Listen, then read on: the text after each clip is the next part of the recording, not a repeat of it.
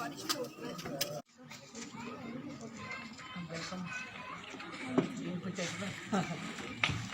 welcome, ma'am.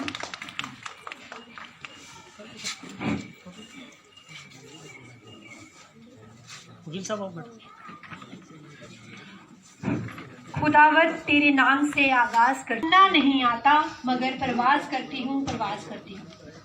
माँ सरस्वती के परांगण में हमारे बीच पधारे आज के कार्यक्रम के मुख्य अतिथि, कानून के रखवाले, सही और गलत की पहचान कराने वाले, न्याय की देवी माननीय उप न्यायाधीश नौशहरा गीता कुमारी जी का मैं हार्दिक स्वागत करती हूँ। सबसे पहले मैं धन्यवाद करती हूँ पल हमें दिए और हमारे विद्यालय में अपने चरण कमल रखे। हमें शुक्रगुजार होना चाहिए कि ऐसे सीमावर्ती विद्यालय में आकर के उन्होंने हमें संबोधित किया, हमारे कुछ पलों को कृतार्थ किया, हमें कृतार्थ किया। मैं शुक्रगुजार हूँ हमारे सरपंच सर का, श्री रमेश चौधरी जी का, जिन्होंने परस्पर यत्नों से जागरूकता लाने में केंद्रीय सरकार के साथ कदम से कदम मिलाए। कोई भी आयोजन तब तक संभव नहीं है, तब तक सफल नहीं है, जब तक हर एक नागरिक उसमें हिस्सा नहीं लेता। मैं शुक्र कि आप सब मेरे साथ इस बात पे यकीन मानते हैं कि जहां नारी का सम्मान होता है वहां देवता निवास करते हैं। सन 1921 में विश्व के विभिन्न क्षेत्रों में महिलाओं के प्रति सम्मान, प्रशंसा और प्यार प्रकट करते हुए इस दिन को महिलाओं के आर्थिक, राजनीतिक और समाज के उपलक्ष्य में उत्सव के तौर पर मनाया जाता है। कथन ये उठता है कि ऐसे दिनों का बेटी बचाओ बेटी पढ़ाओ जैसे 8 मार्च को 8 मार्च 1911 से लेके आज तक ये मनाया जा रहा है। यहाँ तक महिलाओं के अधिकारों की बात है। आज जैसे पहले अभी बोला, जो हमारे बेटी पढ़ाओ बेटी बचाओ प्रोग्राम हमारे देश में लागू किया गया 2015 से लेके कैसे करना है। आज हमें महिलाएं जो हमारे उन पुरुषों से हैं वो अभी अपने शब्दों से आप सबको अपने अनुभवों से कृतार्थ करेंगे।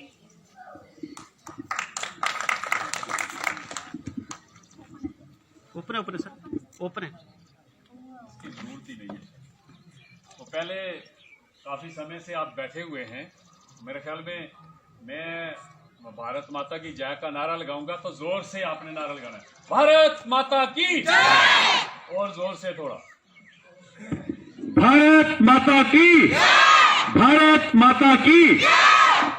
मंच पर विराजमान आज के सभा के सदर महफिल सब जज नौशहरा श्रीमती गीता कुमारी जी, उनके साथ आए हुए उनके टीम मेंबरान, एडवोकेट्स, यहाँ के सरपंच, बीडीसी चेयरमैन एवं यहाँ पर उपस्थित मिडिल स्कूल डीन के हेडमास्टर सहित उनके स्टाफ मेंबरान और आप सभी गणमान्य। मैं सबको पर्सनालिटीज ही बोलूँगी क्योंकि सरपंच साहब हैं, हमारे सोशल वर्कर साहब हैं, हमारे बीडीसी चेयरमैन मैम हैं और सारे जो यहाँ बैठे हैं, इन सबको मैं बहुत बहुत मुबारक देती हूँ कि आज अंतर्राष्ट्रीय महिला दिवस है। अंतर्राष्ट्रीय महिला दिवस हम एक दिन तो मना लेते हैं, बट इसका मेन पर्पस क्या है? हर दिन महिला दिवस होता है, हर दिन हम सबका दिवस होता है, अगर हम अपने आप से माने और अपने आप से सोचें। महिला दिवस मतलब ये नहीं कि ये सिर्फ महिलाओं का ही दिवस हो सकता है।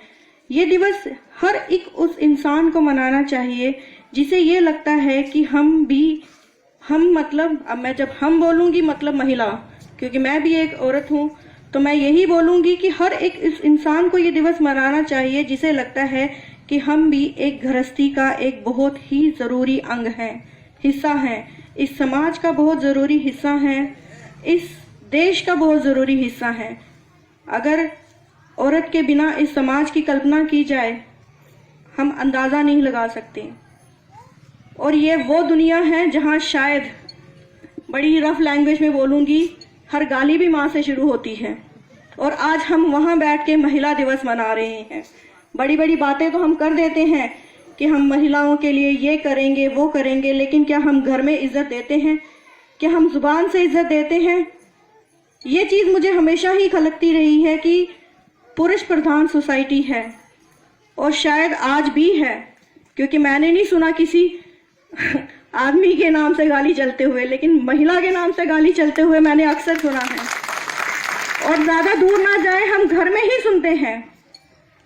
यहाँ बैठी सब लेडीज ये सुनती ही होंगी, घर में आम गाली चलती है। तो एटलीस्ट हम और कुछ करें ना करें, ये चीज़ तो आज छोड़ सकते हैं। इज्जत देने का मतलब ये नहीं कि भाषण देना होता है, या कहीं जाके किसी अच्छी महिला को देख लिया तो हम कहेंगे आज ही हमारे महिलाओं के ये राइट्स हैं। वो घर से इज्जत देना शुरू करो। एटलीस्ट घर से ही इज्जत दोगे तो कहीं ना कहीं बाहर भी इज्जत मिलेगी। आप घर में इज्जत नहीं दोगे तो बाहर सड़क चलते कौन इज्जत देगा? किसी को कोई इज्जत नहीं देगा। तो मैं आशा करती हूँ कि आज के दिन एटलीस्ट ये चीज़ तो छोड़ेंगे सारे के सारे, कि मुंह से नहीं बोलेंगे ऐसा कुछ। और शायद यही सबसे अच्छा तरीका होगा महिला दिवस मनाने का।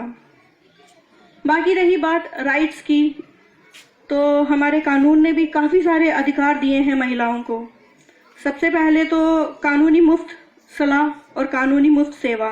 हमारी तहसील लीगल सर्विस अथॉरिटी की तरफ से हर एक वुमेन को, हर एक लेडी को, हर एक महिला को मुफ्त वकील दिया जाता है अंडर लीगल एड के तहत। अगर उनको कोई भी काम, अगर उनको कोई भी उनका राइट वायलेट हो रहा है, अगर उनका कोई भी हक छीना जा रहा है, गृहस्थी में उनके साथ कोई अत्याचार हो रहा है, तो आप बेशक तहसील लीगल सर्विस अथॉरिटी नौशहरा में आइए। आपको मुफ्त में एक लीगल काउंसिल दिया जाएगा, मतलब कि वकील दिया जाएगा। आप अपने काम उनसे करवा सकते हैं। इसके अलावा आप किसी भी टाइम लीगल सर्विस अथॉरिटी में आके, हमारे खिराती लाल जी हैं, इनका नंबर मैं यहाँ डिस्ट्रीब्यूट करवा दूंगी। आप इनसे कभी भी किसी भी तरह की सहायता के लिए बात कर सकते हैं। दूसरी बात है, एक कॉन्स्टिट्यूशन में हमें एक राइट दिया गया है, राइट अगेंस्ट अरेस्ट। बाकी सूरज ढलने के बाद कभी भी किसी औरत को अरेस्ट नहीं किया जा सकता, बाकी गिरफ्तार नहीं किया जा सकता। कुछ एक ऑफेंसेस होते हैं जिनमें ये नहीं चलता, बट मैक्सिमम यही रहता है कि ये चीज़ आपको पता होनी चाहिए कि पुलिस आती है कभी भी उठा के ले जाती है, ऐसा नहीं हो सकता। लेडीज़ को सनसेट में कि सूरज डूबने के बाद अरेस्ट नहीं किया जा सकता। उनको आगे नेक्स्ट डे के लिए कुछ कर सकते हैं, बट वही नहीं किया जा सकता। आगे आता है राइट अगेंस्ट एक्सप्लॉयटेशन, मतलब कि वर्क प्लेस। अब आजकल तो ज़माना वो है कि हर किसी को घर चलाना है तो दोनों को ही काम करना पड़ता है। पहले ज़माना हुआ करता था जब दोनों ही काम करते थे, मतलब कि जेंट्स भी और लेडीज़ भी, तो लेडीज़ को हाफ पे दी जाती थी, उनको कहीं ना कहीं कम पैसे दिए जाते थे। वो भी एक सिंबल था ये शो करने का कि शायद ये इंफीरियर हैं, किसी चीज़ में कम है। लेकिन आज ऐसा नहीं है। Equal pay for equal work, ये सबका राइट, चाहे वो लेडीज़ हो, चाहे वो जेंट्स हो, चाहे वो बच्चे तो खैर नहीं काम करेंगे, लेकिन जिस भी एज का कोई इंसान काम कर रहा है, equal pay for equal work, तो लेडीज़ को भी इक्वल पे ही मिलनी चाहिए। ये आज के टाइम पे भी एक हमारा कॉन्स्टिट्यूशनल राइट है। इसके अलावा अब रिसेंटली ही, पहले होता था कि हमें सक्सेशन राइट्स नहीं मिले थे। लेडीज़ को, घर की बेटियों को प्रॉपर्टी में पूरा राइट नहीं दिया गया था, लेकिन अब रिसेंटली हमारे ऑनरेबल सुप्रीम कोर्ट ने भी यही कहा है कि लेडीज़ को या बेटियों को भी बेटों के बराबर ही प्रॉपर्टी का राइट भी है। अब लेना नहीं लेना वो अपनी चॉइस है, बट हक पूरा है उनका भी। विडो पेंशन के लिए अब सरपंच साहब कह रहे थे कि 40 ईयर्स से बिलो, तो 40 ईयर्स से बिलो वैसे प्रोविजन तो नहीं है, but still I will talk to DC also. मैं बात करूंगी उनसे भी कि अगर ऐसा कोई प्रोविजन कहीं ना कहीं निकल सका, बट ऐसा प्रोविजन नहीं है। 40 ईयर से बिलो विडो पेंशन नहीं है। 40 से बिलो मैंने सोशल वेलफेयर अफसर से बात किया, बोलता है कि कानून है इसके बारे में। अभी आप चलिए मैं फिर भी देख लूंगी, बट 40 ईयर से वो बिलो वाला अभी यहाँ इम्प्लीमेंट भी नहीं है। तो फिर बाकी आप कह रहे थे ये बॉर्डर विलेज है, छोटी पंचायत है, पिछड़ा इलाका है, बट मुझे ऐसा कुछ लगा नहीं। ये बहुत ही खूबसूरत इलाका है और मैं तो बार बार आना चाहूँगी यहाँ पे। बाकी बॉर्डर है तो प्रिविलेज भी होता है, कहीं ना कहीं एक फ़ायदा भी हो जाता है। चलिए बॉर्डर है सामने, हर कोई देखने आएगा। टूरिस्ट को बुलाइए, आप दिखाइए जी बॉर्डर है यहाँ पे। टूरिज्म डेवलप कीजिए। हमारे वहाँ जम्मू में तो टूरिज्म डेवलप किया हुआ है, सुचेतगढ़ बॉर्डर, अगर आपने किसी ने देखना हो, बॉर्डर टूरिज्म है वो। खैर वहाँ इंटरनेशनल बॉर्डर है इसलिए वहाँ पॉसिबल है, यहाँ तो बड़ा अच्छा ब्यूटीफुल एरिया है। आप स्कूल्स को इनवाइट करिए, पिकनिक के लिए लाइए, आइए सब देखिए। तो बाकी राइट्स जो है आपके हक हैं, बहुत लंबी सूची है, बहुत ज़्यादा है। मौसम को देखते हुए मैं ज़्यादा नहीं बोलूँगी, लेकिन ये है कि आप अपने आप को पहचानिए। जब तक हम अपने आप को नहीं पहचानेंगे कोई दूसरा नहीं आएगा हमें पहचानने के लिए। हमें खुद ही आगे बढ़ना है और खुद का हौसला खुद ही बढ़ना है, कोई दूसरा हमें आगे नहीं बढ़ने के लिए बोलेगा। इसके साथ ही मैं यही समाप्त करती हूँ। Thank you. है कि ये वो चाय का कप और भोजन जो है वो ग्रहण। हीर Singh son of Chunni Lal ननो Rai.